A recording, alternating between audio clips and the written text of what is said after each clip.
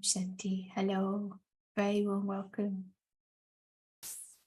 Wonderful to have this momentum of 2 days. Hello, बहुत-बहुत स्वागत है। एक बहुत ही अद्भुत मोमेंटम है 2 दिन से।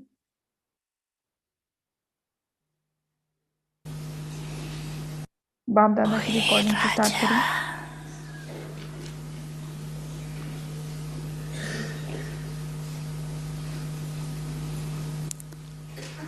अपने मन मंत्री को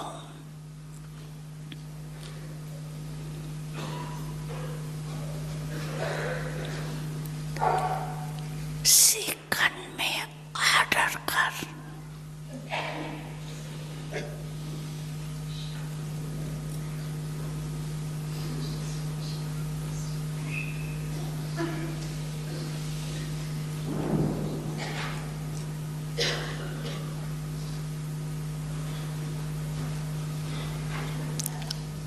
अशरीरी विदेही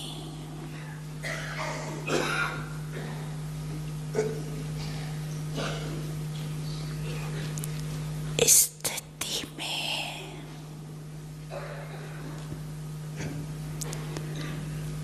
स्थित कर सकते हो। करो ऑर्डर 1 सेकंड में।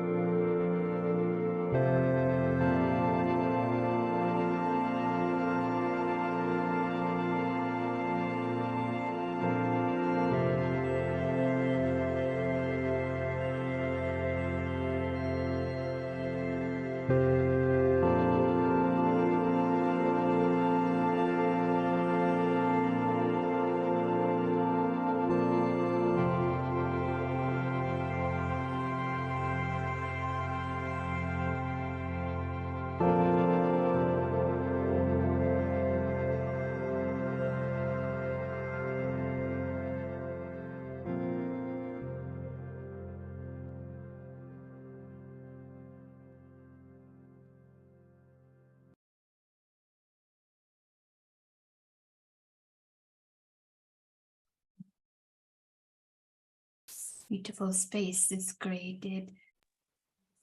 सुंदर स्पेस क्रिएट हुआ है आत्मा का। ये मुझे याद दिलाता है उस तस्वीर का जिसमें रथ होता है और सारथी होता है और हम आत्माएं इन सभी घोड़ों की मालिक रहती हैं। और जाहिर है मन और कर्मेंद्रियां अपनी ही दिशा में जाना चाहती हैं। किसी फिलोसोफर दार्शनिक ने भी कहा है कि कोई भी मुक्त नहीं है जो अपने खुद का मालिक ना हो। ये एक मुक्ति है, ये बाहर की किसी कंडीशन पे बेस नहीं है। और ये जो समझ आई थी द प्रॉब्लम की, जिस तरीके से आइंस्टाइन ने कहा है कि समस्या का जो खोज है वो सॉल्यूशन समाधान से ज्यादा जरूरी है। यदि डायग्नोसिस यानी पहचान हो जाए बीमारी की, तो अभी जो समय चल रहा है वो डायग्नोसिस का चल रहा है। ये जो मालिकपन है इसकी मास्टरी का समय चल रहा है। Welcome to Prashant, good morning.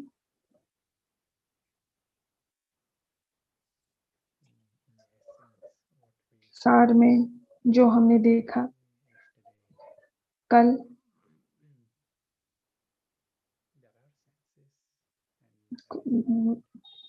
कर्मेंद्रियां होती हैं, मन होता है, कुछ सूक्ष्म ज्ञान इंद्रिया कर्मेंद्रियां होती हैं। हमने देखा कि जो ये कर्मेंद्रियां होती हैं ये न्यूट्रल होती हैं। ऐसी कर्मेंद्रियां जो ऐसी नहीं है कि समस्या क्रिएट करना चाहती हूँ, वे उपहार के रूप में होती हैं। सवाल ये है कि उनका इस्तेमाल कौन कर रहा है। सेंसेस, ये कर्मेंद्रियों के का इंचार्ज मालिक कौन है, ये प्रश्न उठता है। और ऐसा हो सकता है कि मैं देख रहा हूँ कि कुछ इंसान कर्मेंद्रियों से हम इंसानों को देख रहे हैं, लेकिन वो कोई पाप नहीं है। लेकिन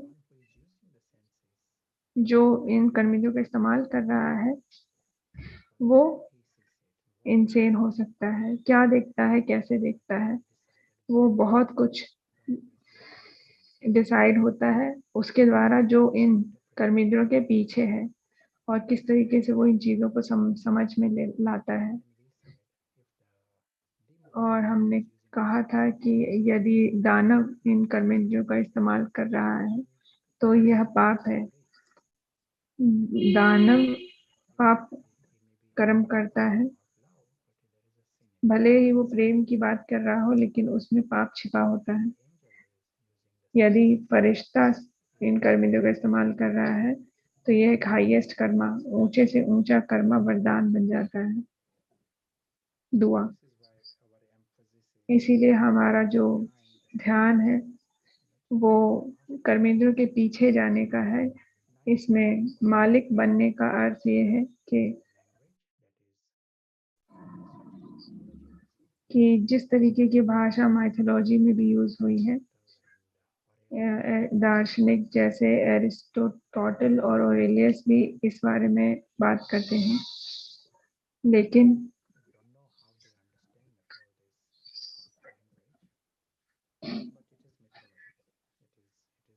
वे लोग इस बारे में समझते तो हैं लेकिन मिथोलॉजिकल है जिस तरीके का वो एक्सप्रेशन यूज करते हैं।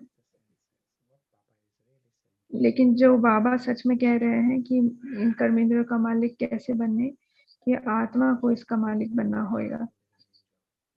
आत्मिक कॉन्शियसनेस में आत्मिक स्थिति होती है और इन सभी कर्मेंद्रियों में जो मुख्य पार्ट होता है वो होता है मन। क्या हो रहा है मन में वो जरूरी है। सारा समझ, इंटरप्रिटेशन मन में होता है।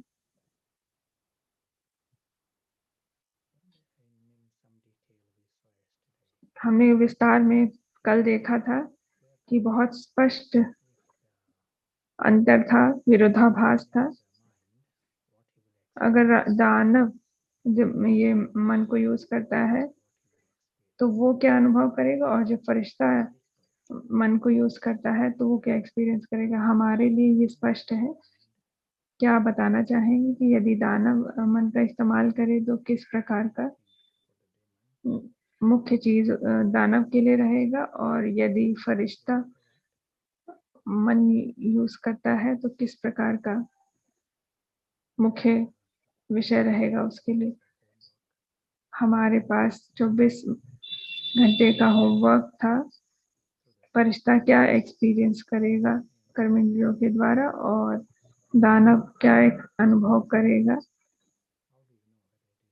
कैसे आप जान सकते हैं कि ये फरिश्ता है या दानव है जो इन सब के पीछे है। उत्तर आया है कि दानव दुख को और फरिश्ता खुशी को अनुभव करेगा। यदि वेस्ट थॉट्स हैं तो दानव है, यदि ईगो है तो वे दानव है। एंजल की जो हैप्पीनेस है वो कामनेस, शांति, परे जाने वाली अनुभूति, सेंसेस को कर्मेंद्रियों को लगेगा जैसे कोई उपहार है। एंजल प्रेम, प्रसन्नता, दानव विकारी, दुख, भिखारी, दास।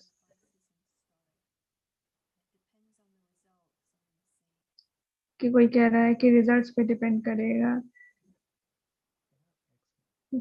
विक्टिम के जैसे दानव। आइए हम एक और अवसर क्रिएट करें, लेकिन हमको जानना है कि इस समय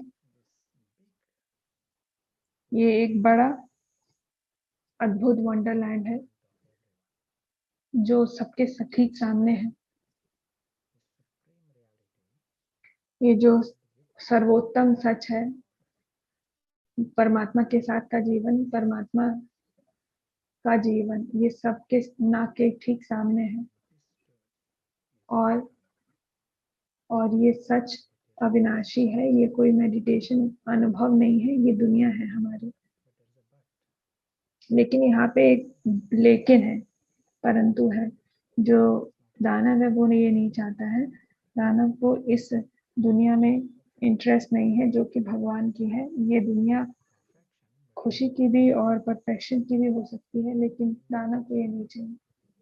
दानव फंसा रहना चाहता है कहानी में और शिकायत करना चाहता है उसके बारे में। उसके पास चिंताएं हैं करने को, और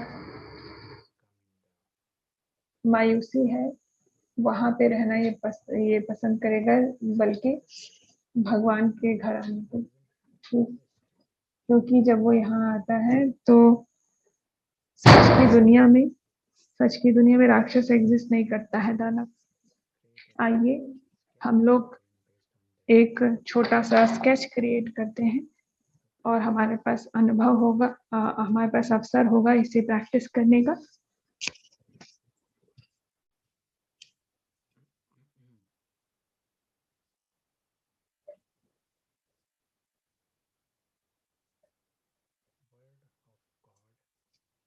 भगवान परमात्मा की दुनिया, परमात्मा के साथ की दुनिया।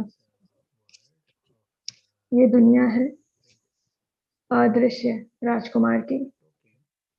जैसे हम लोग बोलते जा रहे हैं, हम उसको इमर्ज करते जाए अनुभव को। ये दुनिया है हर एक की दुनिया है। ये परिवार की दुनिया है। ये एक दिव्य परिवार है। और हम लोग ये शब्द ऐसे ही इस्तेमाल नहीं कर रहे हैं, जैसे कि दिव्य, ये स्वच्छ है, शुभ है। ये यहाँ पे लिटरली किसी चीज की किसी से भी जरूरत नहीं है। यहाँ इच्छा मुक्ति है, लापरवाही इग्नोरेंस से मुक्ति है, विकारों से मुक्ति है। यहाँ पर प्रेम और खुशी है, वास्तविक प्रेम खुशी, ये सभी फरिश्ताई आत्माएं हैं। ये हर एक आत्मा के लिए अप्लाई होता है। ये जो ब्रह्मांड है यहाँ पे वो बहुत पॉजिटिव है। यहाँ पे कुछ भी अशुभ नहीं है, ये यहाँ का सच है, हर एक का सच है। और इसके ऊपर साथ है सुप्रीम, सर्व खुदा दोस्त का साथ है। वो हमेशा सच में रहता है, हमेशा भरा हुआ होता है प्रेम से। इसका विजन हाईएस्ट होता है, ये सच देखता है और हर एक में समानता देखता है। ये अविनाशी, अलौकिक, दिव्य, अविनाशी, ये इसके लिए नॉर्मल है। और कहानी जो इससे है वो अलग है। यहाँ तो पूरा प्यार, पूरा सम्मान और दोस्ती है। और ये पूरा सीन, दृश्य ही अविनाशी है। ये सब अभी हो रहा है और ये बहुत ही अविनाशी दृश्य है। अब हमारे पास एक बड़ा प्राइज है, इनाम है।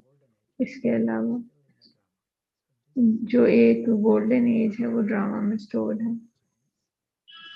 ये अविनाशी प्राइज है परमात्मा की दुनिया में, परमात्मा के साथ का। गोल्डन एज इसलिए है क्योंकि वे वहां पे सभी सोल कॉन्शियस हैं, उन्हें अवेयरनेस है, खबर है कि वे सच में हैं, सच्चाई में जी रहे हैं।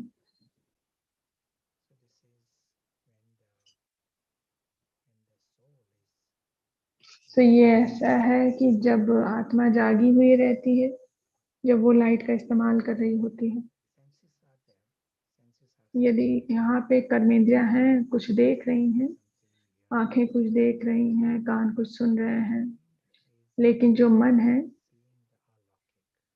वो अलौकिक देख रहा है और दिव्य चीज को देख रहा है।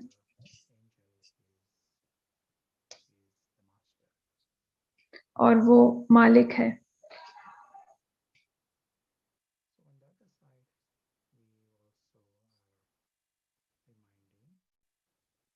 और दूसरी ओर हम ये भी याद दिला रहे हैं, हम कई बार इसका उदाहरण देते हैं, जैसे कि ऊंट, हाथी और ड्रैगन ड्रामा में है। क्या हो रहा है यहाँ पे कि कैमल, एलिफेंट और ड्रैगन का ड्रामा चल रहा है। एक स्क्रिप्ट है, कथा, नाट्य, कहानी है।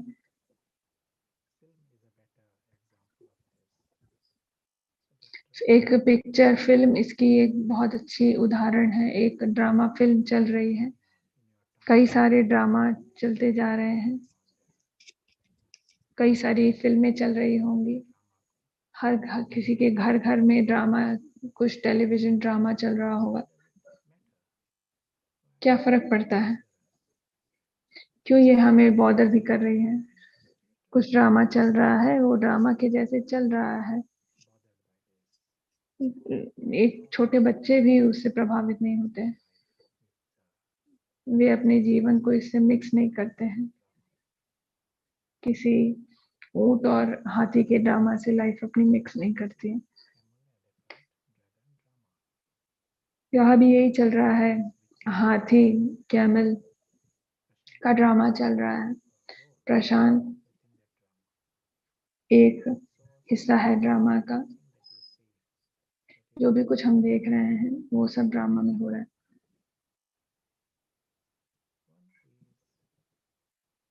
जो जागा हुआ है, जो पारस का इस्तेमाल कर रहा है,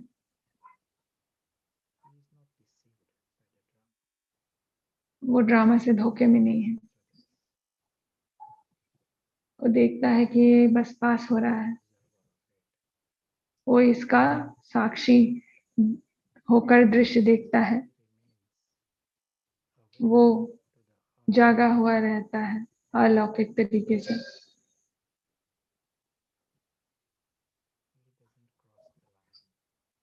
वो लाइन क्रॉस नहीं करता है।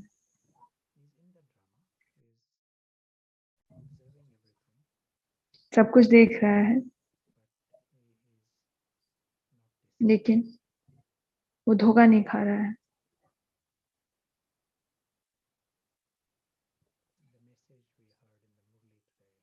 जो हमने मैसेज मुरली में आज पढ़ा कि चीजें होती हैं,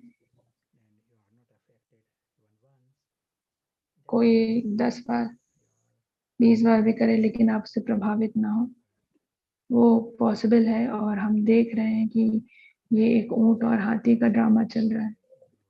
बाबा आज निश्चय शब्द का इस्तेमाल कर रहे हैं। निश्चय आज रिपीट हुआ 30 बार करीब।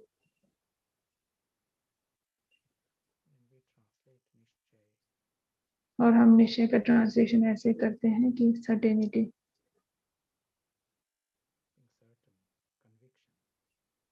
सर्टेन हो, कन्विक्शन के साथ हो, विश्वास के साथ, श्योर हो। ड्रामा की हमारी ऐसी श्योरिटी अंडरस्टैंडिंग कि ये तो ड्रामा है, फुल स्टॉप लगा दे। ये उसी प्रकार है जैसे कि हाथी और ऊंट का। हम 1 मिनट के लिए ड्रामा के लिए कहते हैं ये ड्रामा है, और अगले मिनट वो आपकी दुनिया बन जाता है, जीवन बन जाता है, तो ये निश्चय नहीं कहलाएगा। जो अदृश्य राजकुमार है, वो ये देखता है उसी प्रकार से जैसे कि आप कोई टीवी ड्रामा देख रहे हो। बच्चे भी अपनी जीवन को ड्रामा से मिक्स नहीं करते हैं। बहुत सारी चीजें स्क्रीन में होती हैं, लॉरेल और हार्डी वो सब चल रहा होता है, बच्चे इससे बहुत अमेज्ड भी रहते हैं। वे ना तो खींचे जाते हैं, ना स्टक होते हैं, ना इम्प्रेस होते हैं इन सब चीजों से, कि जैसे हम उस ड्रामा में कुछ खरीदना चाहते हैं। और ये जो अदृश्य राजकुमार की कॉन्शियसनेस है, चेतना, जो हमारे अंदर का ईगो है, वो धोखे का, इग्नोरेंस का एपिटोम है। वो इस ऊंट और हाथी की दुनिया का हिस्सा है। तो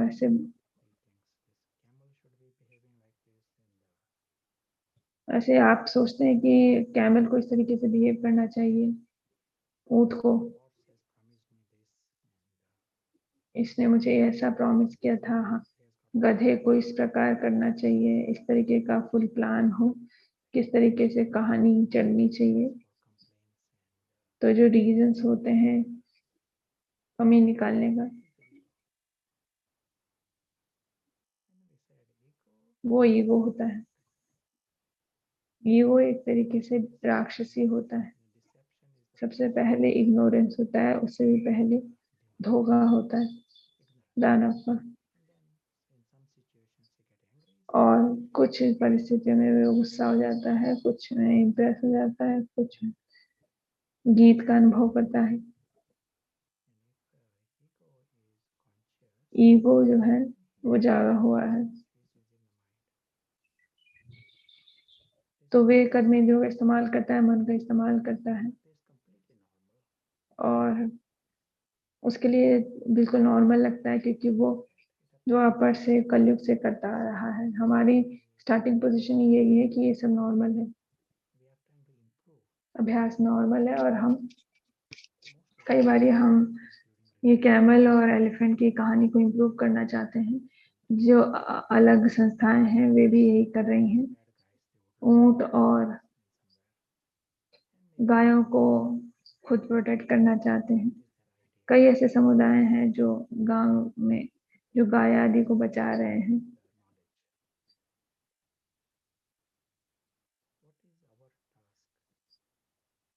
हमारा इसमें क्या टास्क हो सकता है? ये कि मैं बाहर आ जाऊं इस इग्नोरेंस से। जब हम कहानी में ऊंट की और हाथी की इम्प्रूवमेंट चाहते हैं,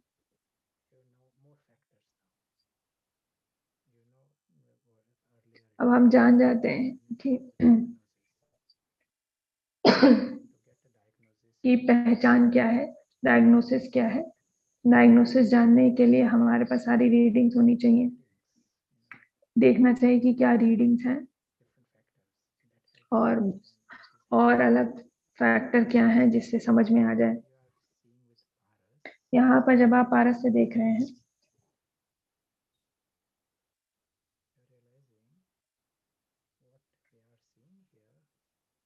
हम समझ पाते हैं कि जो हम यहाँ देख रहे हैं, ऊंट, हाथी और ड्रैगन, वो सब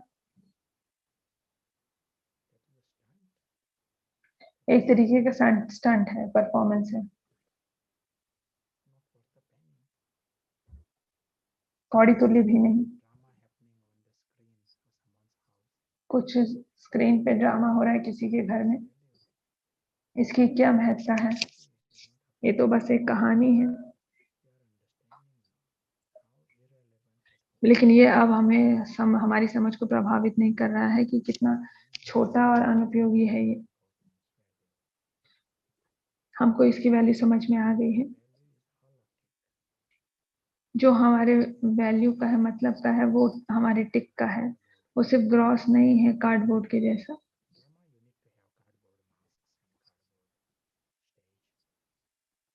क्या मुझे भी कार्डबोर्ड मास्क और कार्डबोर्ड स्टेज खरीदना पड़ेगा?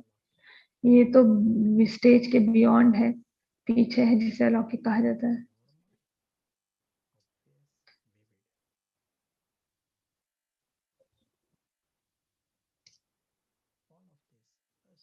और सब, ये सब बहुत बड़ा माइलस्टोन होता है हमारे लिए कि जो अदृश्य यात्री है, एप्पल है, वो जाग जाता है।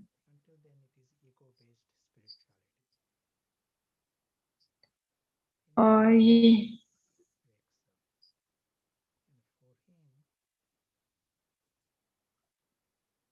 ये उद्देश्य है कि ये निश्चय हमारे लिए ही है, जागी हुई आत्मा के लिए, जो नेचुरल बन जाए। यहाँ पे एक पूरा परिवार है। वे सब कहानी में नहीं है, ऊंट और हाथी सब अलग हैं।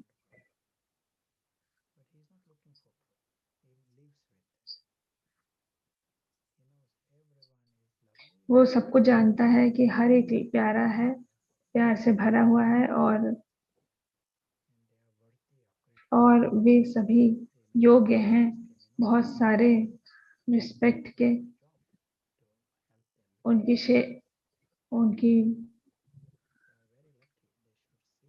उनकी शौक होती है। बहुत अच्छे होते हैं वो लोग। मुझे पता नहीं, मुझे ऐसा लगता है कि जैसे आप भी तो एक अदृश्य यात्री इस पूरे शरीर का इस्तेमाल कर रहा है। वो अपनी आंखों को इस्तेमाल कर रहा है ये देखने के लिए, अपने अदृश्य भाइयों को देखने के लिए।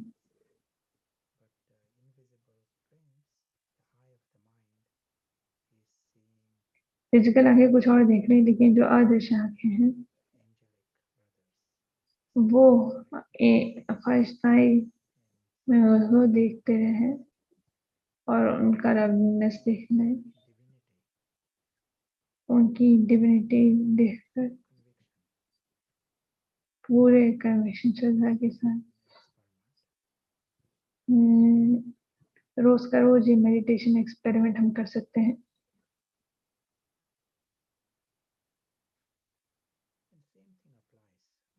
और ये सेम चीजें अप्लाई होती है जब वो दूसरे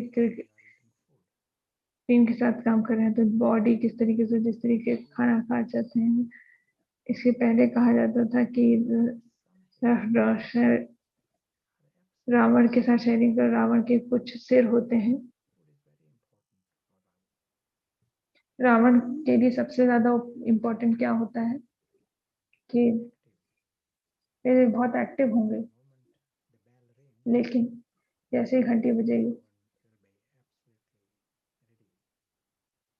तो सभी से रावण के एब्सोल्युटली रेडी हो जाएंगे। और हम लोग होशियार होंगे यदि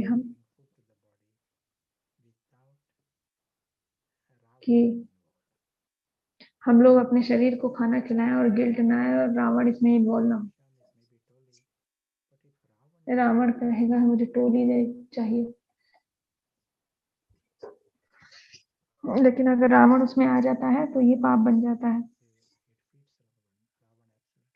क्योंकि रावण उसको फीड करता है, रावण उसको ये पसंद आएगा, वो किसने बनाया, ये कैसे बनाया, वो लिखना चाहेगा, वो स्टोरी में जाना चाहेगा। यहाँ पे किसी ने पूछा ये टोली किसने बनाई?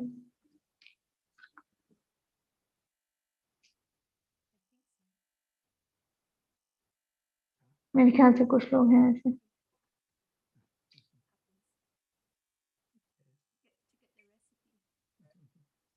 ये होता है, लोग रेसिपी जानना चाहते हैं।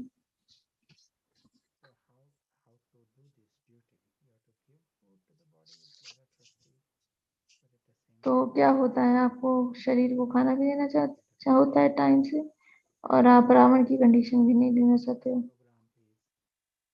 तो बाबा का ये प्रोग्राम है, ये बाबा का प्रोग्राम है। अगर सिर्फ एक दिन के लिए एक्सपेरिमेंट करें एक दिन, और बाकी जो कितने भी दिन है वे बस प्रोमो के हिसाब से ये सब इमर्ज होना चाहिए। ये सच जो है ये ऊपर इमर्ज रूप में आना चाहिए। और ये भी कि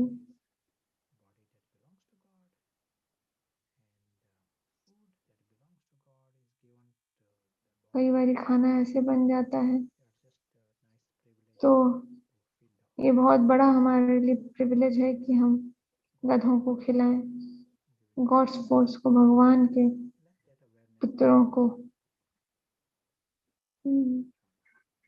ये सब ड्रामा में प्रेफरेंसेस होती हैं। आपका मन अनुभव कर रहा है अलौकिक।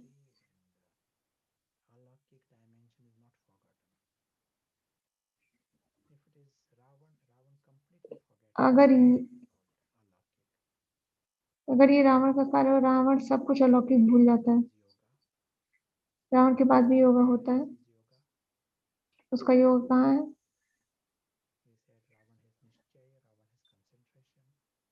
हम कहते हैं रावण निश्चय है, कंसंट्रेशन है, योगा है, लेकिन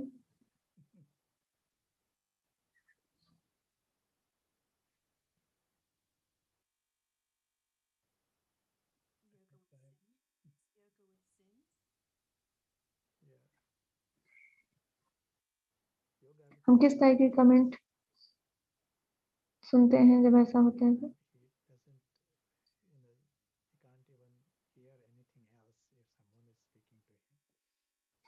इतना होता है कि अगर कोई और बोल रहा है तो भी उसको सुनने की इच्छा नहीं रखता है।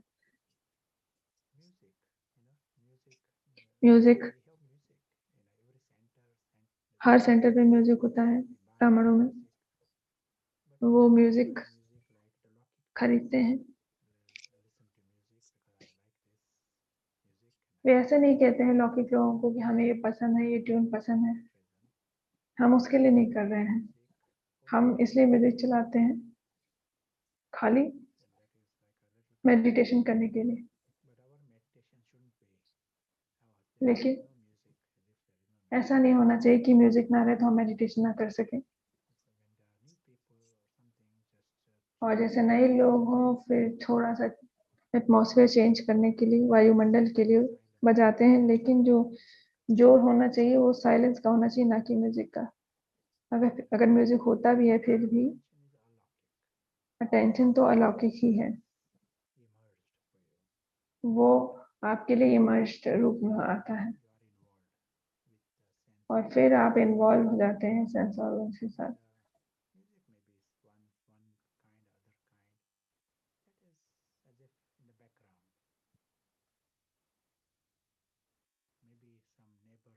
ऐसा हो सकता है कि कुछ पड़ोसी, उनका म्यूजिक जो है वो तेज हो, होने दीजिए उनका म्यूजिक तेज, बल्कि ऐसा ना करें कि अपना म्यूजिक आप तेज बजाने लगे। ड्रामा के अनुसार वो प्ले चल रहा है, आपको अपना वॉल्यूम नहीं,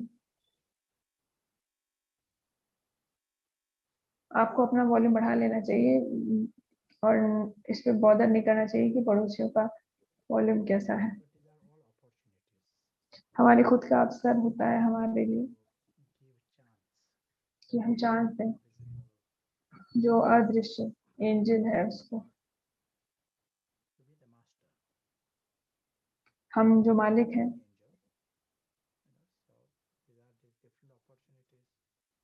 और वो दूसरा बच्चा फरिश्ता में अब ये एंजल ही होगा। वो ये पहली बार पढ़ रहा है कि 13 सेंस ऑर्गन्स की और ऑब्जेक्ट्स की क्या दुनिया होती है, बिना खुद को डिफीट किए हुए। अगर रावण ने ये बताया होता तो कितना दुखी हो गई होती, लेकिन रावण ने अकेले बताया शांतनु के साथ, तो वाकई टेस्टी होगा।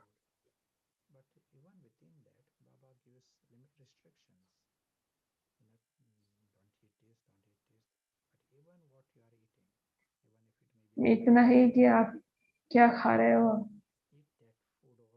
आप ये खाओ, ऐसा खाना खाओ जो आप योगी स्टेट में खा सकें। रावण इसको भी खाने आ जाएगा। रावण को एक डेस्परेशन, व्याकुलता रहती है, जो भी है।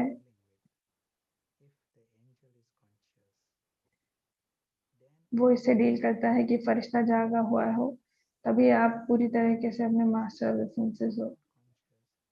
हमने कहा कि यदि एंजल कॉन्शियस नहीं है, सेम चीज कॉन्फिडेंट होती है।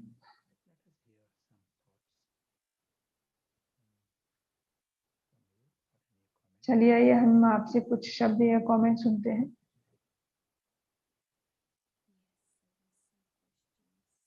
कुछ सवाल है?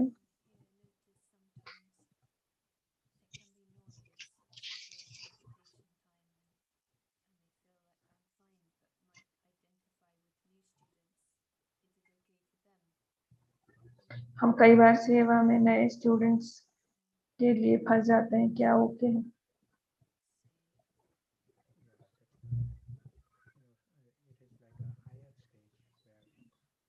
ये एक तरीके की हायर स्टेज होती है जहाँ पे आप ड्रामा को पूरी तरह से एक्सेप्ट कर लेते हैं, इसीलिए अग्रेशन कई बार उपयोगी होता है। जो भी आपको रास्ता दिखे वो ले लें, लेकिन 100% एक्सेप्टेंस की फुल स्पेस के साथ।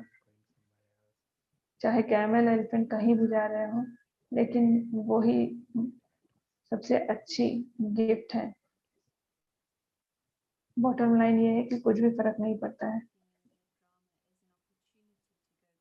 किसी ने कमेंट किया है, हर कोई चीज ड्रामा में एक अवसर है कर्मा के बियॉन्ड, धर्मा के बियॉन्ड जाने का।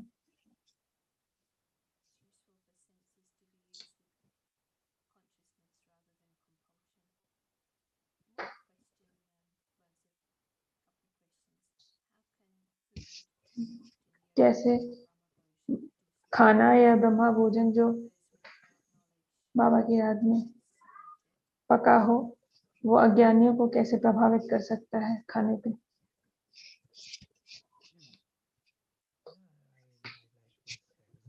मुझे ये उदाहरण पसंद है कि इस शहर में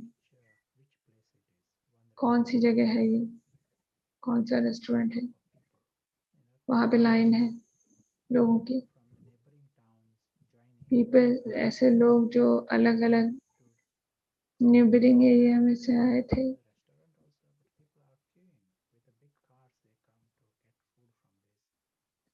सभी सभी वहाँ पे बड़ी गाड़ियाँ भी कहती हैं कि यहाँ से खाना ले जाओ, लेकिन एक रिपोर्टर शेफ से पूछता है कि आप इसमें क्या डालते हो, क्या क्या इंग्रेडिएंट डालते हो, क्या इसकी सीक्रेट रेसिपी है।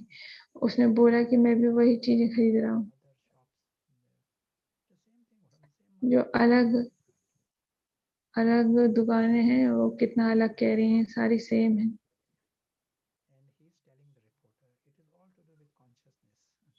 तो वो अपनी रिपोर्ट बता रहा है, उसे कॉन्शियसनेस की जरूरत नहीं है। ये एक लौकिक शख्स के जैसे है जिसको कॉन्शियसनेस में इंटरेस्ट नहीं है।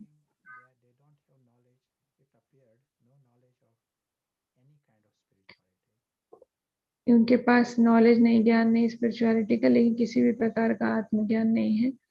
लेकिन उनके अंदर साइलेंस है, कुछ स्टेज अराइव हो चुकी है और थोड़ा सा भी मार्जिनल शिफ्ट होता है कॉन्शियसनेस का, वो जो लोग खाना खाते हैं उनकी कॉन्शियसनेस को हिट करता है।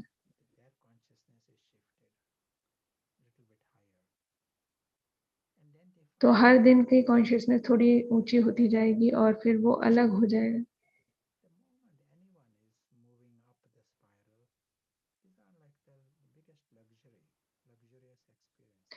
ये एक बहुत लग्जरियस एक्सपेंस हो सकता है। अर्जुन, अब ये सब जैसे मांगा है वैसे बना के देती हूँ।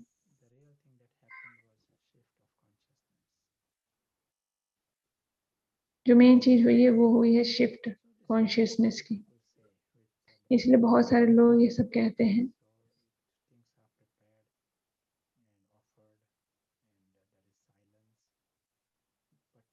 और इतना कुछ यहाँ ऑफर किया जा रहा है, यहाँ पे कितना साइलेंस है, लेकिन साथ साथ एक्स्ट्रा अटेंशन ये है कि हम इन हथियारों को खान पान की चीजों के साथ मिस ना करें। अगर यहाँ पे एक्स्ट्रा टेंशन रहेगा और औरों की जो कॉन्शियसनेस शिफ्ट हो रही है उसमें भी मैं कंट्रीब्यूट कर रही हूँ, और इस प्रकार इस ऊंची स्थिति में वे ऐसा अनुभव करते हैं जैसे कि कोई हायर ऊंची चीजें हों। और ये इसमें जगह, समय, स्थान, खाना सब मदद करता है।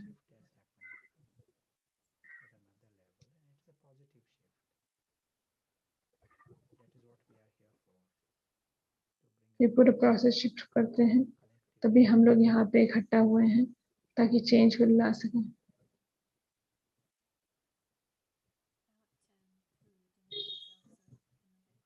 यहाँ पे खाना और माँ और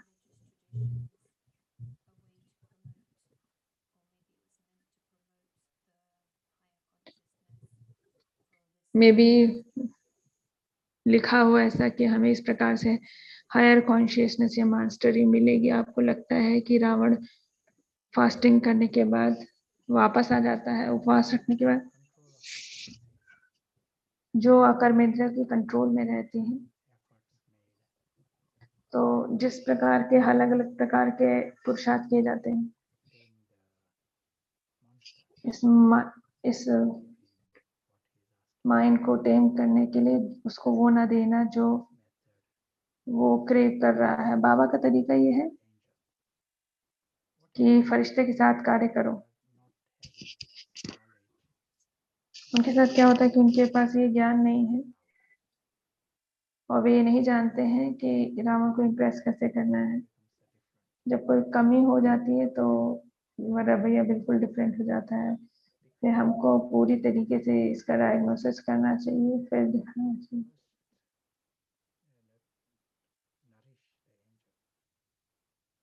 तो इस प्रकार हम जो फरिश्ता है उसको नरिश कर सकते हैं। ये बाबा का मेथड है।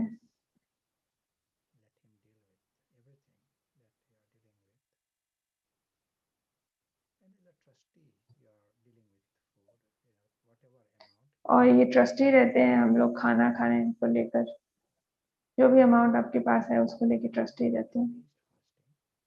मैं फास्टिंग के अगेंस्ट नहीं हूँ,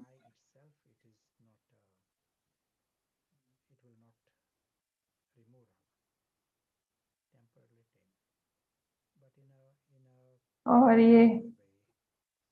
ये बहुत कंट्रोल्ड तरीके से किसी योग्य एक्सपीरियंस जिसने योग्यता से एक्सपीरियंस जिसने किया है फास्टिंग में, अगर आपको याद है इंडिया में आप कितना मैनेज कर सकते हैं, तो हम लोग उस वाले ग्रुप से आए हैं एक्सपेरिमेंट करने के लिए।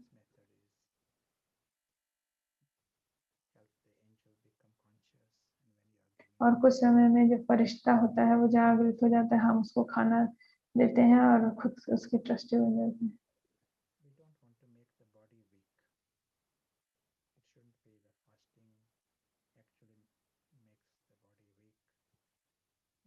कहा भी जाता है कि जो पहला इंप्रेशन होता है वो बॉडी को जागृत कर देता है और वो बॉडी को परमात्मा का गॉड परमात्मा का सेवाधारी समझ लिया जाता है।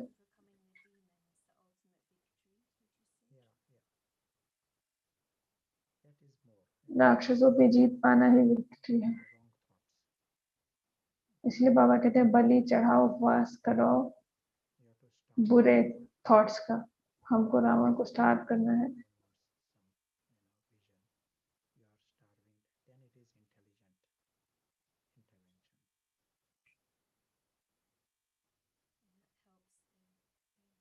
और इस प्रकार ये फोकस हमारा इनर कॉन्टेक्स्ट में चला जा सकता है। आप अलग अलग चीजें भी ट्राई कर सकते हैं।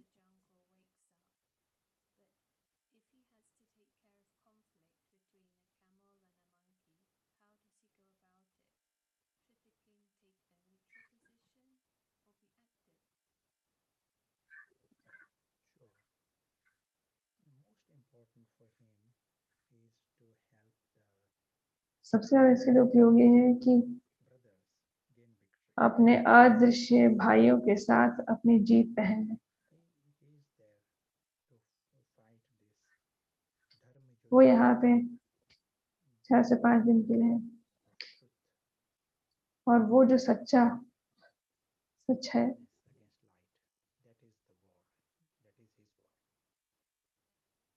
वो इसकी दुनिया है और वो ज्यादा इम्पोर्टेंट है।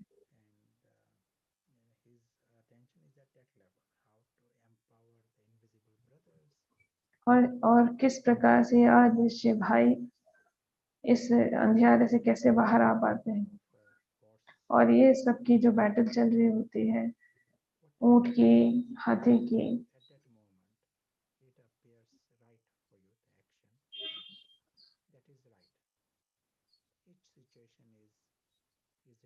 और ये सच्ची खुशी है कि हर एक जो है वो स्वतंत्र बन जाए और हम उस फिल्म में एक्टर बन या मेरे ड्रामा में।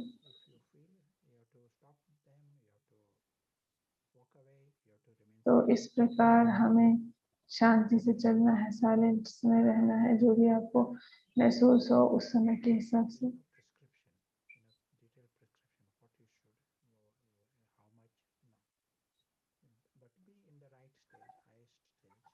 और ये एकदम सही स्टेज है, हाईएस्ट स्टेज है। और इसके बारे में हम बाद में एनालाइज नहीं करना चाहते। ये इसी प्रकार का ड्रामा ऐसे चल रहा होता है। लेकिन हमारा अपना ये मिशन क्या है उसको ना भूलें कि 10 लाइट और माइट की जीत और अंधियारों को हटा दिया जाएगा इसमें से। इसको धर्म युद्ध भी कहते हैं।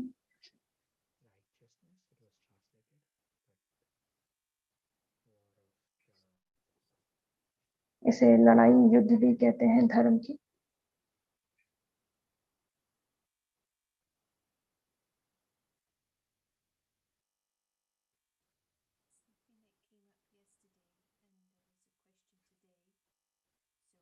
तो आज एक सवाल आया है जिसका उत्तर पहले दिया जा सका है। आप रिकॉर्डिंग सुन सकते हैं।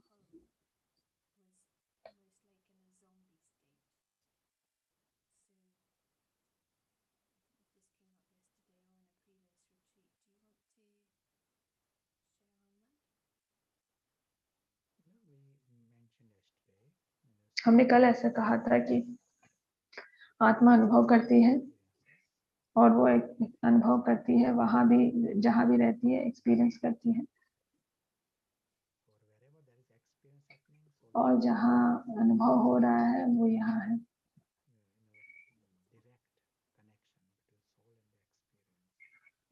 ये डायरेक्ट कनेक्शन स्थापित आ रहा है सोल के और अनुभव में के बीच में। जब वो सुप्रीम अबोर्ड में है तो वो ड्रामा एक्सपीरियंस नहीं कर रहा है, वो बाबा को ड्रामा से परे वाली चीज को एक्सपीरियंस कर रहा है। उस समय पे वो 5000 वर्ष नहीं एक्सपीरियंस करा है, इन सब चीजों के कोई थॉट्स नहीं है उसके पास।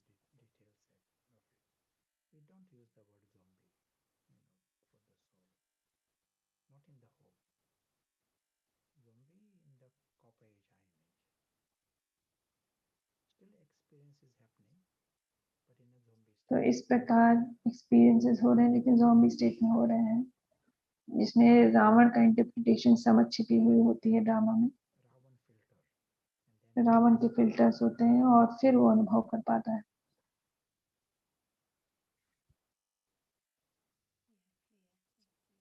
हाँ, क्लियर हो गया, धन्यवाद।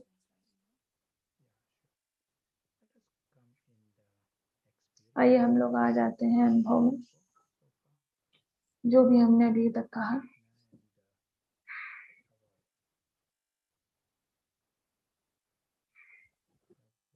और हमारा एक चीज जो हमने कहा था, ये जो शिफ्ट होता है उसके लिए माहौल चाहिए ज्ञान का। एक सिंपल स्केच हमें मदद कर सकता है, सिर्फ याद दिलाने के लिए कि अदृश्य यात्री हैं, वो उसके लिए जीवन इम्पोर्टेंट है, उसका एक घर है, उसका एक पिता है, उसके पास बड़ी चीजें हैं। यह अदृश्य यात्री ही सच में है, बस ज्ञान है उसको। सिर्फ निश्चय ना भी हो तो भी केवल याद दिलाने भर से, ये पहला स्टेप है।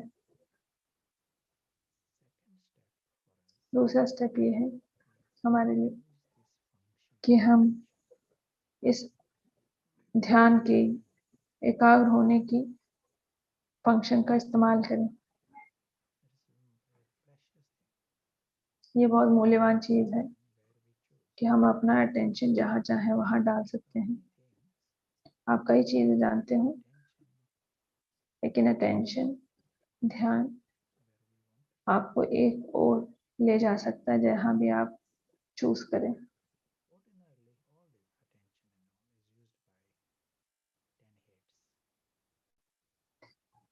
ये जो अटेंशन है ये हमेशा 10 सिरों द्वारा यूज किए जाते हैं, जो कि पॉट में पड़े हुए कहानी का ही विचार सागर मंथन करते रहते हैं।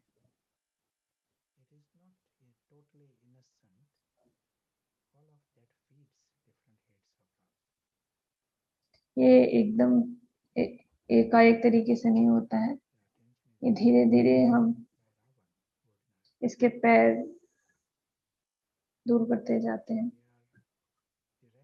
यहाँ पर हम अपना ध्यान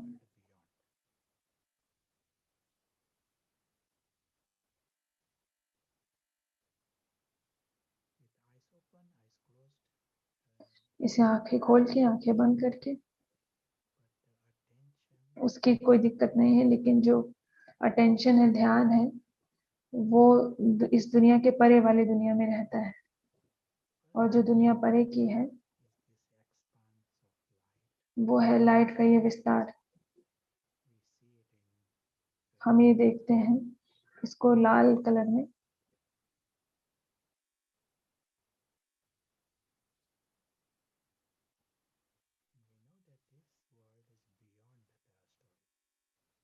हम जानते हैं कि ये जो दुनिया है ये कहानी से परे है। तो यहाँ पर कहानी की कोई भी थॉट्स नहीं रहती हैं जब हम यहाँ रहते हैं, तो इसलिए यहाँ पर पूरी तरीके से साइलेंस है, मौन है।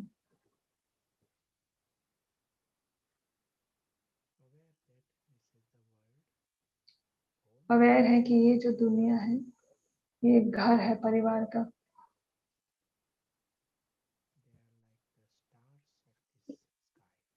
वे इस आसमान के सितारे जैसे हैं, लिविंग स्टार्स, जिंदा दिल सितारे इस आसमान के।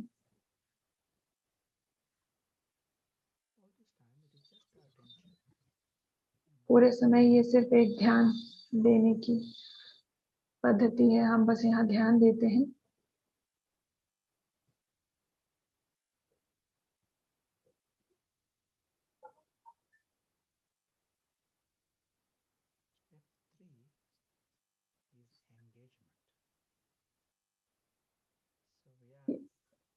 यहाँ पे एंगेजमेंट है, हम यहाँ पर एंगेज हो जाते हैं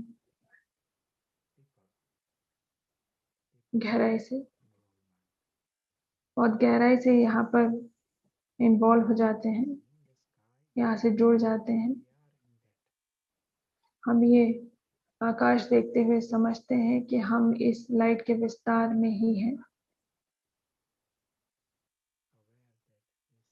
जागरूक हैं कि ये जो मेरी दुनिया है ये परमात्मा के साथ की दुनिया है।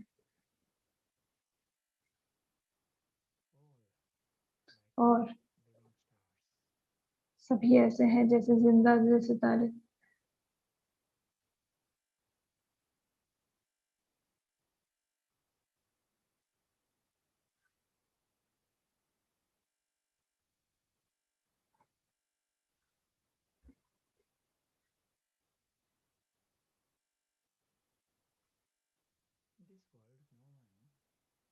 ये दुनिया कोई भी, इस दुनिया में किसी को भी अपने अस्तित्व के लिए किसी भी चीज की जरूरत नहीं है। कोई यहाँ इच्छाओं की जरूरत नहीं है, यहाँ कोई निराशा नहीं है, कोई ईगो नहीं, अहंकार नहीं, कोई दुख नहीं।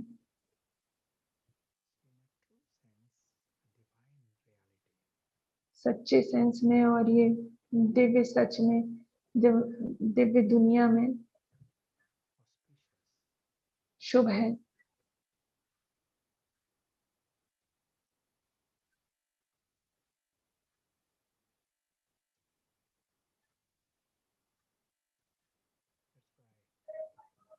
इसलिए ये दुनिया प्रेम और प्रसन्नता की है। जो रहता है वो यही है, प्रेम, संतुष्टता, यही रह जाता है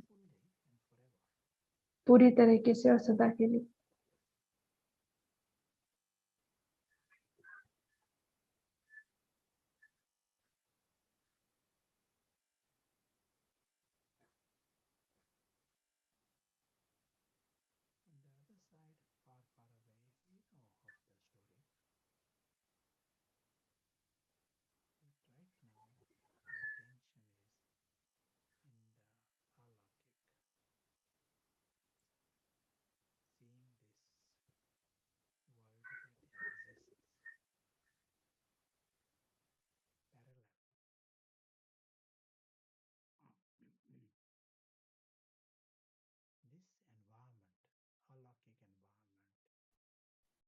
यह अलौकिक वातावरण आत्मा को मदद करता है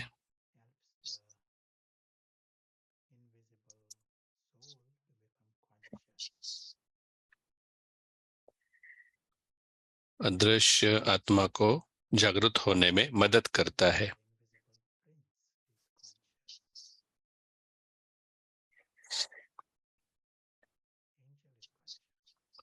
फरिश्ता जागृत होता है, अदृश्य राजकुमार जागृत होता है। उसके लिए यह एक स्वाभाविक होता है कि वह अलौकिक है, अविनाशी है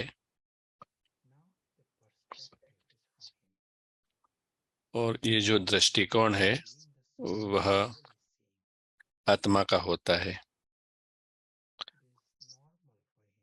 उसके लिए नॉर्मल होता है, स्वाभाविक होता है, सहज होता है कि वो कहानी से स्वतंत्र है। वो अपने रोल से, पार्ट से स्वतंत्र है, जो अस्थाई है। कहानी खत्म हो सकती है, रोल भी खत्म हो सकता है, क्योंकि वो एक कहानी है और उसकी जो दुनिया है वो किसी भी प्रकार के नुकसान से परे है।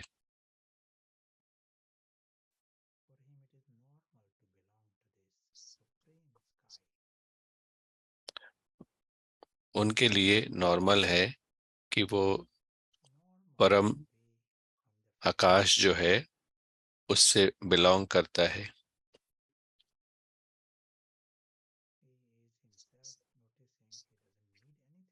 वह खुद अनुभव करता है कि उसे कहानी से कुछ भी नहीं चाहिए।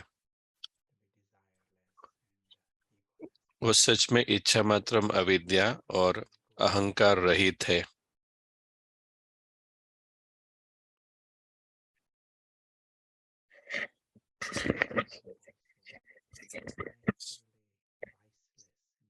और स्वाभाविक रीति से वो विकार रहित होता है, निर्विकारी होता है।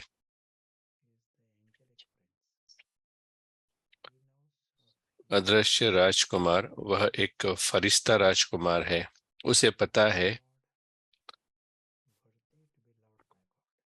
वो भगवान को जानता है और वो भगवान से बिलोंग करता है, उसे पता है ये।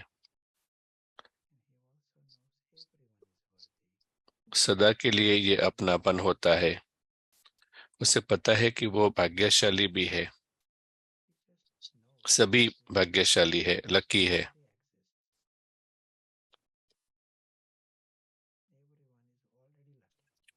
सभी स्वाभाविक रीति से लकी है। तो जब इस तरह से वो जागरूक हो जाता है तो यह वो देख पाता है सत्य को।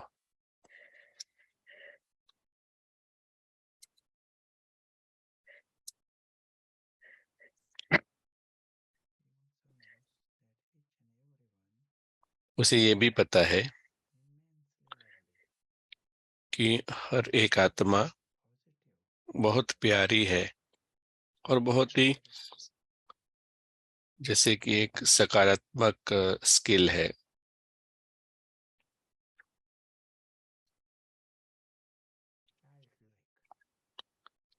बच्चे जैसा वो अनुभव करता है। सबसे पहले वो जानता है कि उसे कुछ भी नुकसान नहीं हो सकता, कहीं से भी कुछ भी। पूरी तीनों लोक में कुछ भी उसे नुकसान नहीं कर सकता, ये उसे पता है। और पूरी कहानी जो है वो नुकसान रहित है।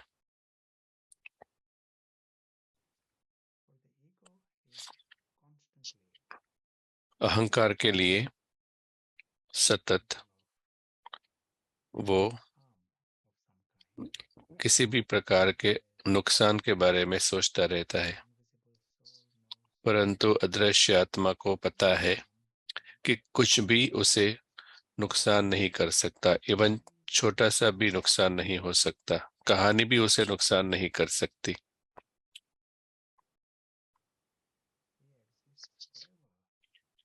वो सदा के लिए अस्तित्व रखता है। इस स्मृति में, अवेयरनेस में, वो स्वाभाविक रीति से निर्दोष, इनोसेंट रहता है और बहुत ही स्पष्ट होता है, ट्रांसपेरेंट होता है। कभी भी वो बैगर नहीं होता, भिखारी नहीं होता, विक्टिम नहीं होता, गुलाम नहीं होता, शिकार नहीं होता। सदा के लिए।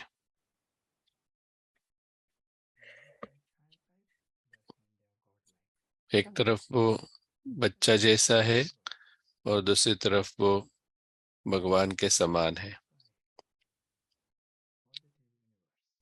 और ये जो यूनिवर्स है वो एक सकारात्मक दुनिया है। एक तरफ सत्य की दुनिया है जो रियल है, कहानी नहीं है। भगवान के साथ की दुनिया है, भगवान की कंपनी है और भगवान का प्यार है।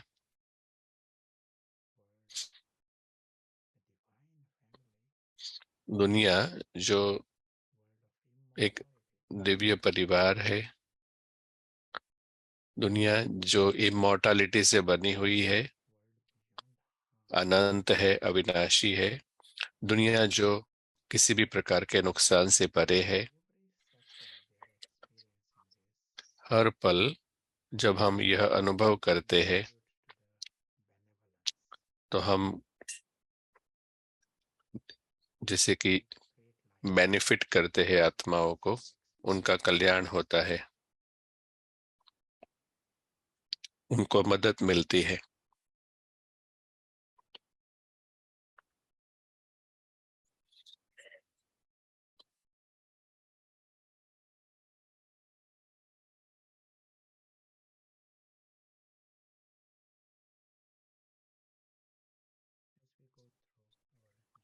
जैसे हम हमारी यात्रा में आगे बढ़ते हैं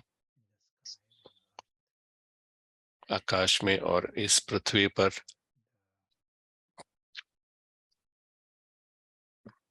हम इस वंडरलैंड को याद रखते हैं। सिर्फ इतना ही ध्यान रखना है, इतना ही चाहिए कि अदृश्य राजकुमार जागृत रहे। सिर्फ इतना ही चाहिए।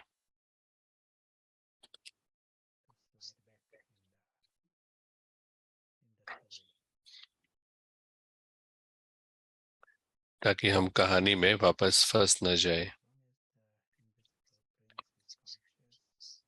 जब तक अदृश्य राजकुमार जागृत है तो वो ऑटोमेटिकली योगी है। ऑटोमेटिकली वो कर्मेंद्रियों का मालिक बन जाता है। वही अपने मन का उपयोग करता है, कर्मेंद्रियों का उपयोग करता है। वो बेहद का त्यागी हो जाता है।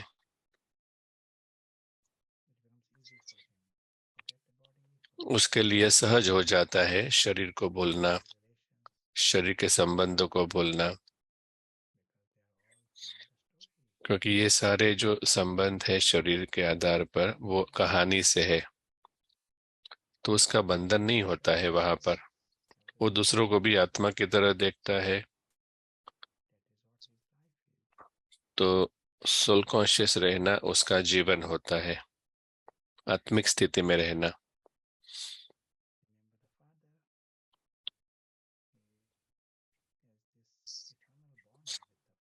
उसके पिता के साथ उसका इटर्नल अनंत संबंध होता है। उसकी कंपनी में, संग में वो रहता है।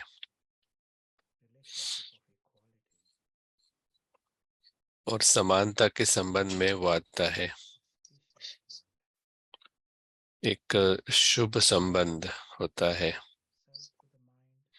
वो अपने मन के द्वारा सेवा करता है, सकाश का अनुभव करता है। सिर्फ अदृश्य राजकुमार जागृत रहता है, सब कुछ अपने आप ठीक होता है, सही हो जाता है।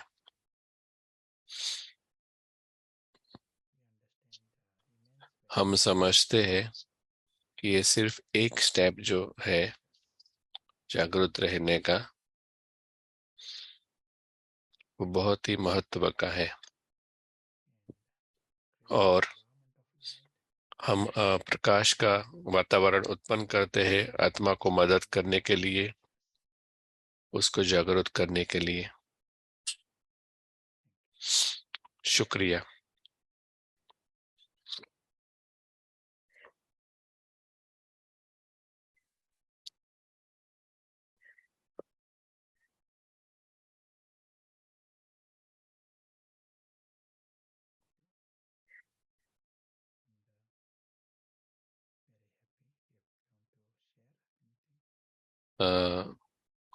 आपको अगर कुछ शेयर करना है तो खुशी से कीजिए।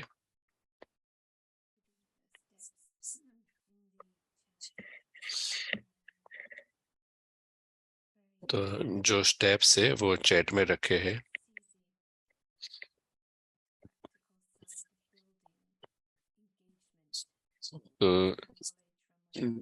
तो पहले जैसे नॉलेज है, फिर अटेंशन है, फिर प्रैक्टिकल जैसे कि एंगेजमेंट है उस डायमेंशन के साथ।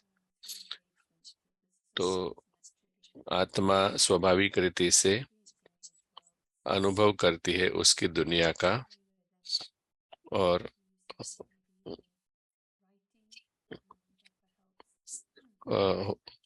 में भी हम इसको लिख भी सकते हैं। और ये जो एंगेजमेंट है, इससे हमें अनुभव होता है और आत्मा अवेक होती है। अभी कोई क्वेश्चन नहीं है तो क्या हम ब्रेकआउट रूम में जा सकते हैं? हाँ, श्योर।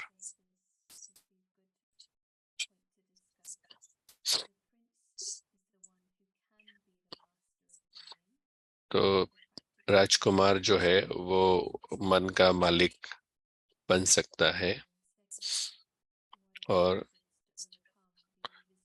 कौन सी विधि है ये जो अदृश्य दुश्मन है उसके ऊपर विजय पाने के लिए? आपको कुछ ऐड करना है?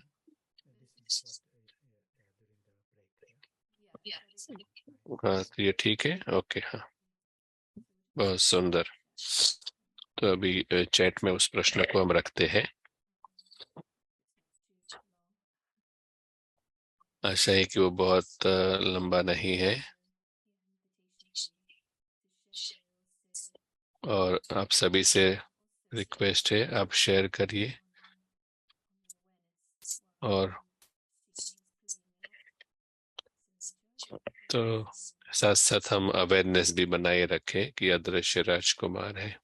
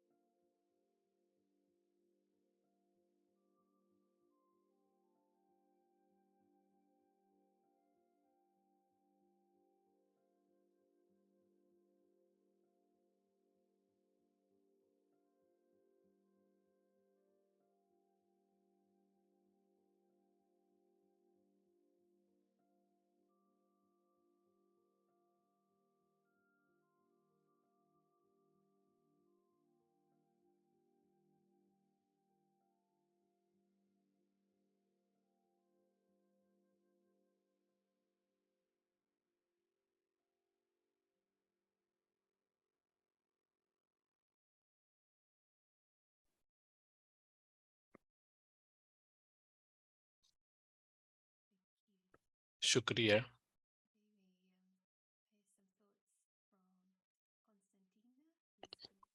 अभी हम कॉन्स्टेंटिना से कुछ सुनेंगे, जो हमसे कनेक्ट हो रहे हैं।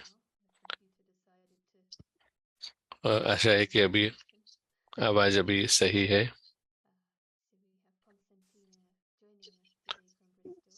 तो ब्रिस्टल से कॉन्स्टेंटिना हमारे साथ ज्वाइन हो रहे हैं, हम उनसे सुनेंगे, उनके रिफ्लेक्शंस को सुनेंगे। ओम शांति सभी को।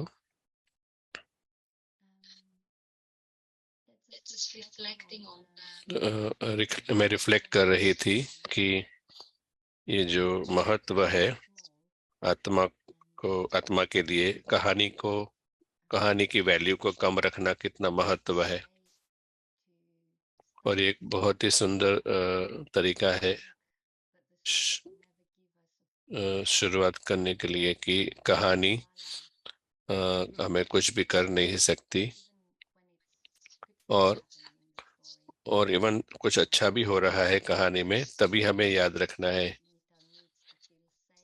कि हमें हमेशा के लिए सेफ फील करना है, क्योंकि वो हमें एक सच्ची शांति का अनुभव कराता है।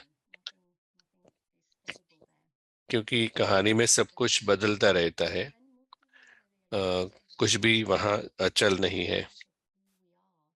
और अगर हम हमारे सत्य को याद रखते हैं तो हमें वो फ्री कर सकता है। और बाबा मुरली में बार बार हमें वह व्यवहारिक मेथड्स देता है, प्रैक्टिकल विधि बताता है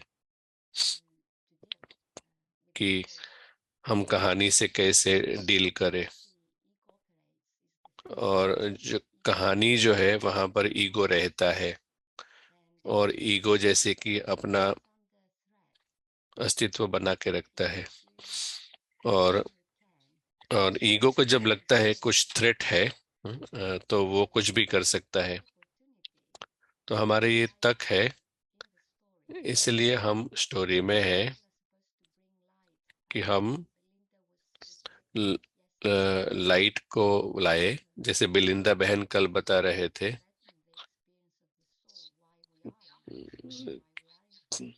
क्यों अभी हम भौतिक दुनिया में हैं, तो ये एक तक है कि कहानी में हम एक प्रकार के प्रयोग करें, प्रकाश को लाए। और हर समय हम ईगो को डिसॉल्व कर सकते हैं। जैसे कि बाबा कहते हैं कि कोई आपको क्रिटिसाइज करता है, आपको ब्लेम करता है, तो आप कुछ नहीं करो, क्योंकि वो ईगो के लिए वो बहुत इम्पॉसिबल है कि हम शांत रहे। तो स्टेप बैक करना बहुत मुश्किल होता है उस समय, उससे बियॉन्ड जाना और लाइन से बियॉन्ड जाना। तो शुरू में डिस्कम्फर्ट लगेगा, परंतु लेकिन अंदर से एक बहुत अच्छा ट्रांसफॉर्मेशन हो रहा है। तो बाबा कहते हैं कि इस बाबा कहते हैं कि अगर दूसरे का ईगो एक्टिव है तो आप अपने ईगो को एक्टिव मत रखो। यही बाबा चाहता है, तो ऑटोमेटिकली ट्रांसफॉर्मेशन होगा। प्रश्न नहीं करो क्यों कैसा, उसमें फंस नहीं जाओ। मैं देख रही थी जो अभी स्केच दिखाया था, ये बहुत ही सुंदर रास्ता है, विधि है। तो स्टेज पर जो हो रहा है वो हम देखते रहे, लेकिन हम अनुभव घर का करते रहे। तो कहानी में जो भी कुछ हो रहा है, नुकसान भी दिख रहा है, लेकिन हम नुकसान से परे है उसका अनुभव कर रहे हैं। पॉइंट ऑफ लाइट, एक प्रकाश का पुंज। तो ये पॉइंट ऑफ लाइट को कोई क्रिटिसाइज नहीं कर सकता, क्योंकि वो तो भरपूर है। तो स्टेज पर जो कुछ हो रहा है, लेकिन साथ साथ हम इस सत्य को बनाए रखें, और हम आत्मा के नेचर को अनुभव करते रहे। और और कहानी एक जैसे कि परफेक्ट है, और सुख और दुख जो आपके आत्मा को प्रभाव नहीं डाल सकता। और जो भी स्टेज पर चल रहा है, तो हम जैसे कि रिलेटिवली समझ सकते हैं क्या हो रहा है, लेकिन सच्चाई को याद रखें। ओम शांति। Thank you.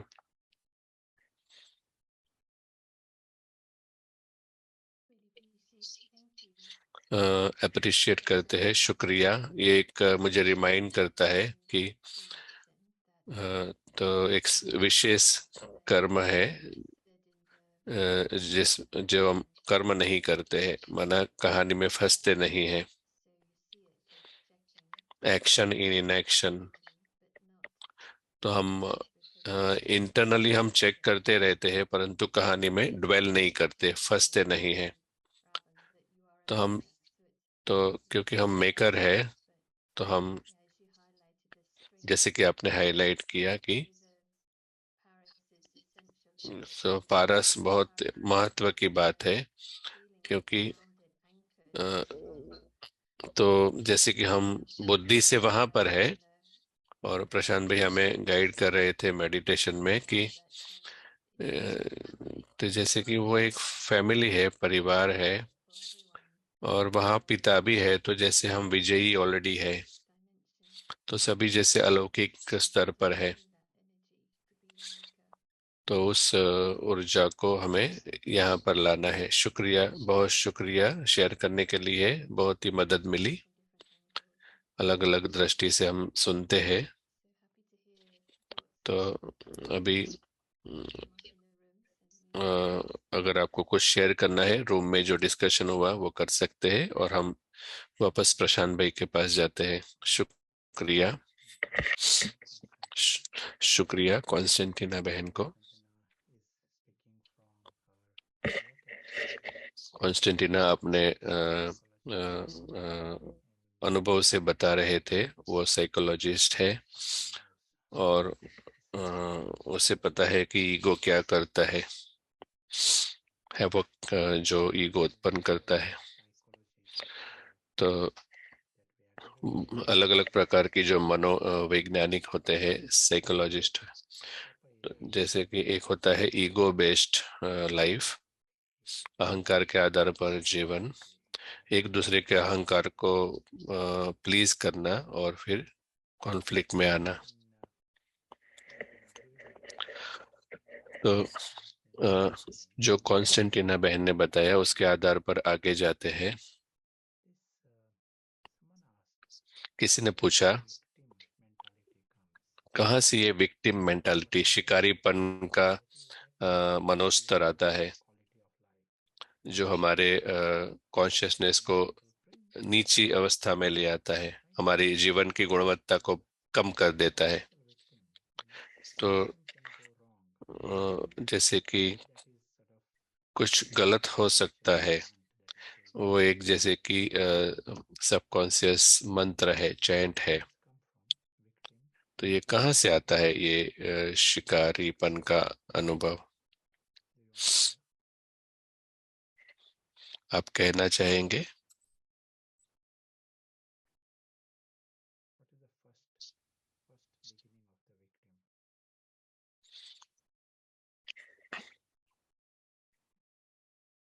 क्या आप बताना चाहेंगे? जब हमें ये पता चलता है तो हम स्टेप्स ले पाएंगे। बॉडी कॉन्शियस, हर्ट, हिलना, out of sorry blame, out of control drama, fear, डर, असुरक्षा, ये सारे सभी ने जवाब दिए।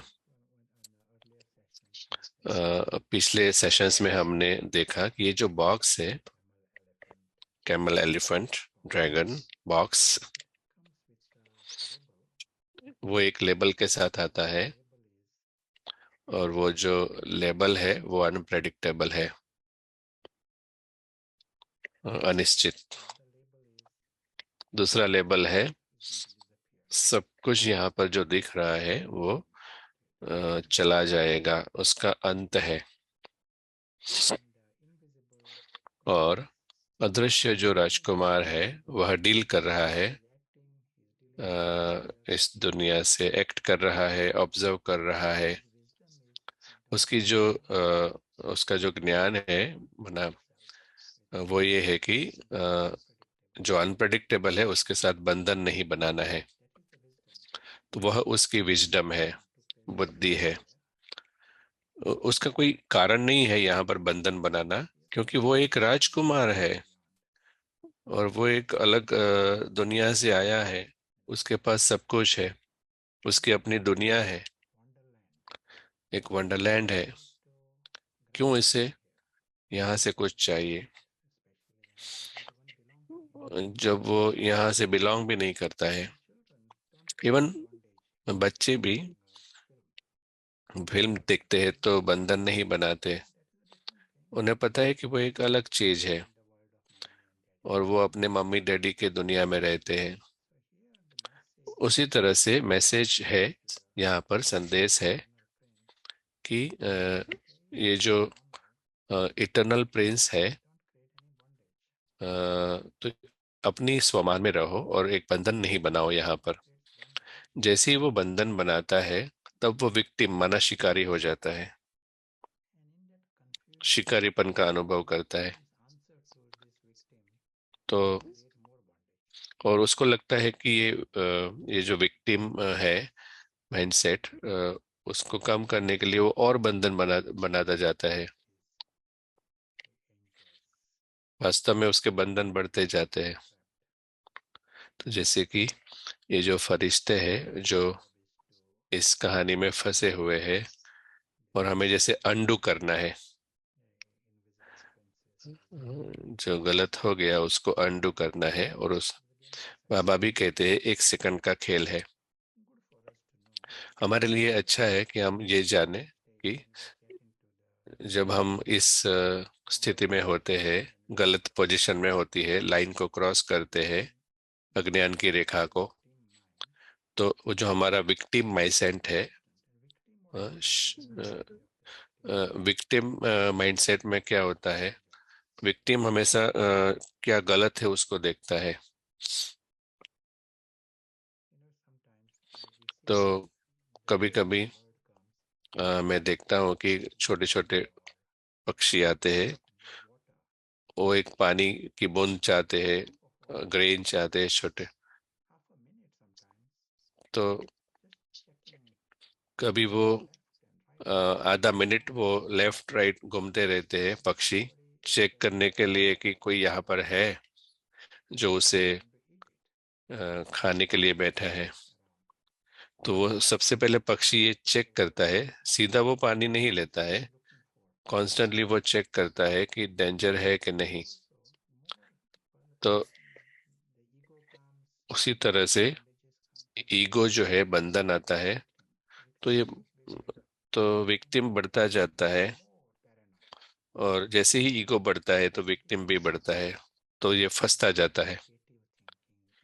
तो क्योंकि उसे वो सब कुछ डेंजर लगता है तो उसकी नेगेटिव थिंकिंग बढ़ती है।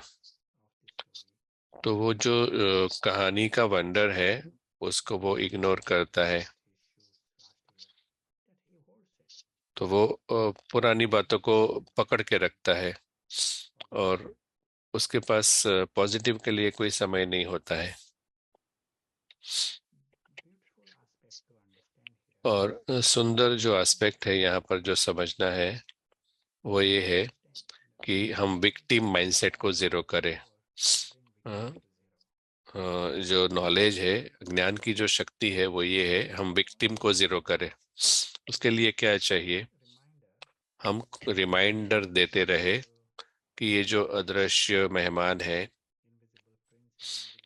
अदृश्य राजकुमार है, अदृश्य मेहमान है, वो यहाँ पर उसका कुछ भी नहीं है। उसका कुछ भी अपना खुद का नहीं है यहाँ पर। सिंगल एटम भी उसका नहीं है इस दुनिया में। इवन शरीर का भी कोई एटम उसका नहीं है। और इसी मोमेंट पर हम इसका अनुभव कर सकते हैं कि एक मोमेंट, एक एटम भी हमारा नहीं है, एक अणु भी हमारा नहीं है। और हो सकता है यहाँ पर आप बहुत ही कुछ अच्छी चीजें कर रहे हैं, पेंटिंग वगैरह, लेकिन फिर भी वो आपका नहीं है, यहाँ पर छोड़ के जाएंगे। और जैसे ही हम इस स्पेस में आते हैं, इस अनुभव में आते हैं, तो हम इमीडिएटली मुक्त अनुभव करते हैं, मुक्ति का अनुभव करते हैं। परंतु क्या होता है कि जैसे ही हम विक्टिम को जीरो करते हैं, तो वो न्यूट्रल नहीं रहता है, परंतु वो ऑटोमेटिकली फरिश्ते के भान में आ जाता है। आप इस वंडर को, सुंदरता को डिस्कवर करते हैं, ढूंढते हैं। आप इस हल्केपन को ढूंढते हैं। आपको लोगों के लिए प्यार होगा, आत्माओं के प्रति प्यार होगा। आपको लगेगा ये पल बहुत ही सुंदर है। अ, तो आपको लगेगा ये बहुत ही अमेजिंग गिफ्ट है। आवाज होगी तो आपको गिफ्ट लगेगा, सब कुछ चीयरफुल लगेगा। क्या हमने किया? हमने विक्टिम को जीरो किया।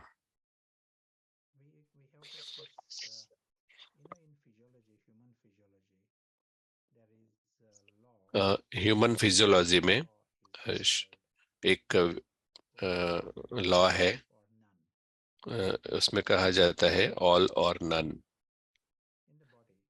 शरीर में कुछ एक चीज ऐसी है, या तो वो काम करती है या तो काम नहीं करती है। जैसे हार्ट, या तो वो अच्छी तरह से फुल्ली बीट करता है या तो बीट नहीं करता है। तो जैसे एक इलेक्ट्रिकल इम्पल्स, वो फायर होता है, और वो फुल साइकिल कंप्लीट करता है पंपिंग का। सो ऑल और नन।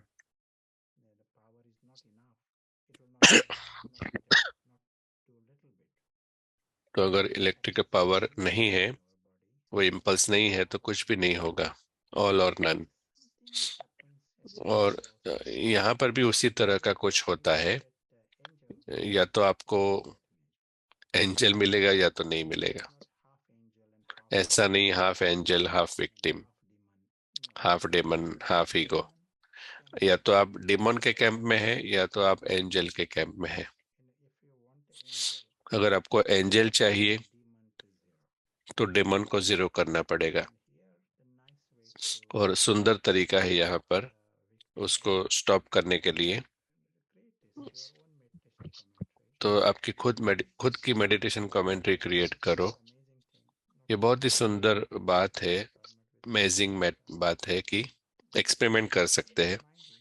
रिमाइंडर करते रहो कि ये जो अदृश्य आत्मा यहाँ पर विजिट करता है, और यहाँ से वो कुछ अपना उसका नहीं होता है, तो उसे कहानी से कुछ भी नहीं चाहिए। वो सिर्फ एक ट्रैवलर है, यात्री है। अदृश्य आत्मा अदृश्य मेहमान है, एक भी एटम उसका नहीं है, तो कोई कुछ भी वो खो नहीं सकता है।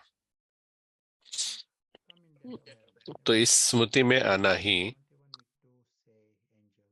इम्पोर्टेंट है, महत्व का है। आपको सिर्फ एंजल कहना नहीं है, आपको उसकी फीलिंग्स में आना है। तो विक्टिम हमेशा डेंजर को देखता है, नेगेटिव को देखता है, और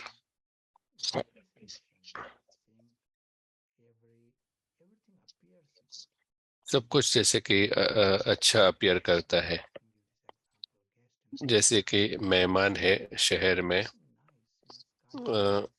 उसे सब कुछ अच्छा लगता है, फोटोग्राफ लेता है वो शहर का, बिल्डिंग्स अच्छे लगते हैं, क्योंकि वो पॉजिटिव स्पेस में है, इसलिए वो अप्रिशिएट करता है। लोकल पीपल उसको अप्रिशिएट नहीं करते होंगे, महिमा नहीं करते होंगे, लेकिन मेहमान करेगा। जब आप उस साइड पे है, तो आप जैसे कि चढ़ती कला में जाते हैं। एक जब आप इसमें वापस आते हैं, थियरी में नहीं, सिर्फ सुंदर बातें नहीं फरिश्ते की, लेकिन आप उसके अनुभव में आ जाओ तो वो अलग अनुभव में आपको ले जाता है। दूसरों के वंडर के बारे में, दुनिया की वंडर के बारे में, आपका जो घर है। तो बाबा क्या कहते हैं कि वो जैसे कि आपको दूसरी साइड पे ले जाएगा।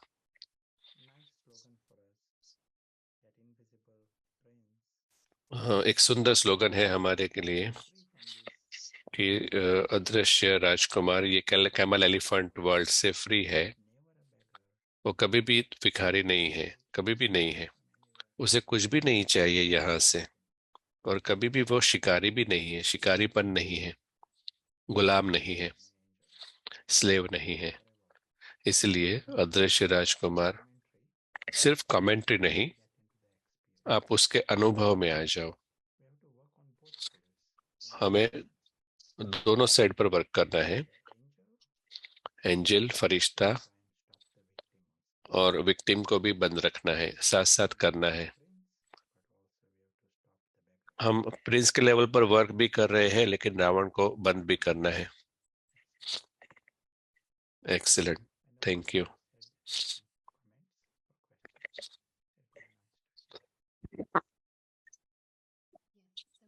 कुछ कमेंट्स है तो हम सुनेंगे। बहुत ही मदद मिली ये सब। तो रावण के राज्य में अ, अगर हमारे पास पारस की शक्ति नहीं है तो हम जो सच है वो नहीं देख पाएंगे। बहुत ही सुंदर कंपैरिजन था, एनालॉजी थी। तो हमें उसके ऊपर रिफ्लेक्ट करना है। प्रश्न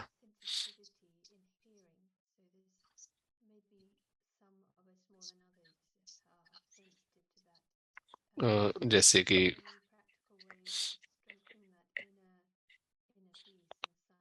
जैसे आवाज के वजह से कुछ सेंसिटिव हो जाते हैं कभी कभी। कभी कभी कहानी बहुत डिमांड करती है हमारे पार्ट से। तो तो तो कभी कभी वो चैलेंजिंग हो जाता है, प्रोग्रेस का अनुभव होता है लेकिन चैलेंजिंग हो जाता है। तो कोई कमेंट है? सुंदर बात यह है कि आप इस तरह से देखो, ये आपके लिए विशेष परफॉर्मेंस बनाया गया है जब चैलेंजिंग सिचुएशन है। तो अदृश्य राजकुमार है वो एक माननीय ऑडियंस है। तो आप उस समय अनुभव करें जब चैलेंजिंग सिचुएशन है कि स्पेशल परफॉर्मेंस आप देख रहे हैं। तो यहाँ पर कहानी में कैओस है, लेकिन आप एक स्पेशल परफॉर्मेंस की तरह देख रहे हैं। आपको ये एटीट्यूड रखना है। तो आप ऑडियंस के मोड में आ जाओ। जो भी सीन्स आते हैं, अ, एक समय शांति है कहानी में, एक समय अशांति है, वॉर है। इवन 1 मिनट के लिए इस स्थिति में आ जाओ अटेंशन के द्वारा, तो पुरानी आदत वापस भी आ जाएगी, ईगो भी एक्टिव हो जाएगा। तो फिर भी 1 मिनट के अनुभव में आ जाओ, ऑनरेबल ऑडियंस बन जाओ, माननीय प्रेक्षक। तो जितना हम प्रैक्टिकल अनुभव करेंगे तो उससे फायदा होगा।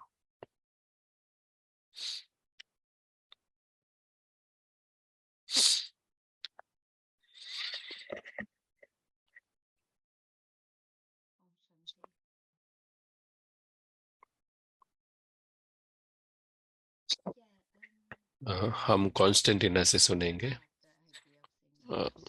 मुझे ये अच्छा लगा दैट ये स्पेशल परफॉर्मेंस आपके लिए डिजाइन किया हुआ है। तो मैं प्रैक्टिस कर रही थी रिसेंटली कि जो सीन है,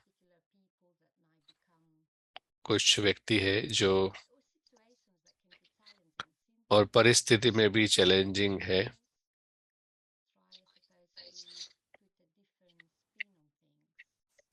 तो उस समय अलग अलग अनुभव करे, अलग अलग प्रैक्टिसेस करे, और उस समय आप देखें कि आपकी कौन सी तक है, और उस समय आप देखें कि आप आत्मिक स्थिति को बढ़ाने का प्रयत्न करें, और आप कुछ एक प्रैक्टिसेस को प्रैक्टिस में लाए। तो जैसे कि मुरली में कुछ बातें आती है, हर एक परिस्थिति में, और ड्रामा की तरह देखें, कहानी की तरह देखें, और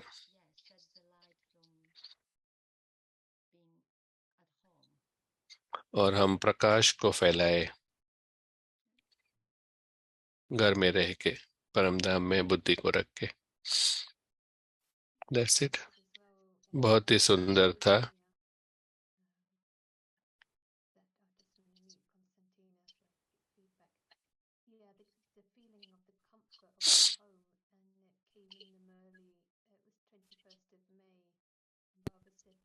अ, 21 मई की मुरली में था कि जो एनवायरनमेंट की मिठास है, वातावरण में वो मिठास है,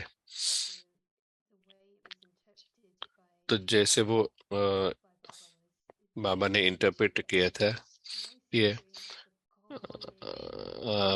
तो बाबा ने बताया कि ये ठंडे पवन का अनुभव वगैरह, तो परंतु हमें उस स्पेस से अनुभव करना है, उस स्वीटनेस का, स्वीट होम का। तो अगर हम घर का कंफर्ट अनुभव कर रहे हैं, तो बाबा जो कहना चाहते हैं उसको अनुभव करना है, और हमें आत्मिक स्थिति को शक्तिशाली बनाना है, और हम इस ज्ञान और योग का अनुभव करते रहेंगे। शुक्रिया उसके लिए।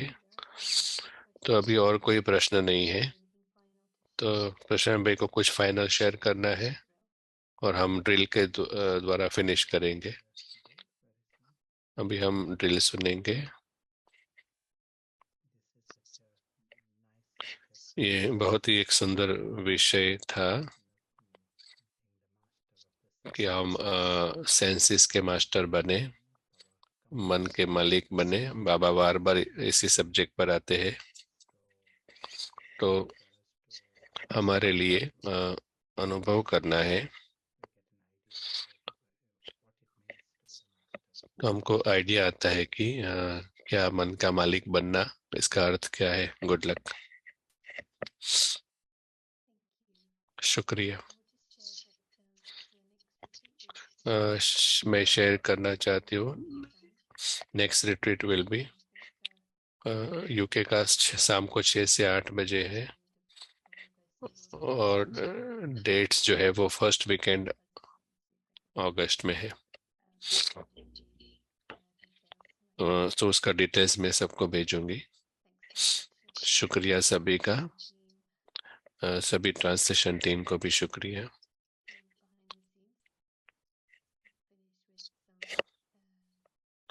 जो भी होस्टिंग कर रहे हैं उसको भी शुक्रिया। और अभी हम बाप दादा से सुनेंगे।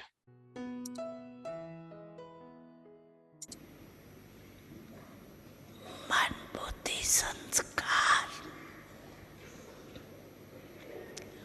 तीनों के मालिक बन। ऑर्डर करो स्वीट साइलेंस।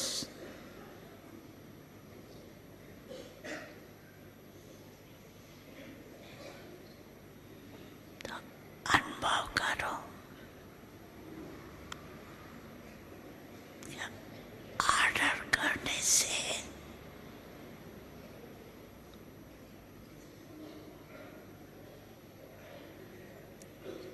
अधिकारी बनने से तीनों ही ऑर्डर में रहते हैं।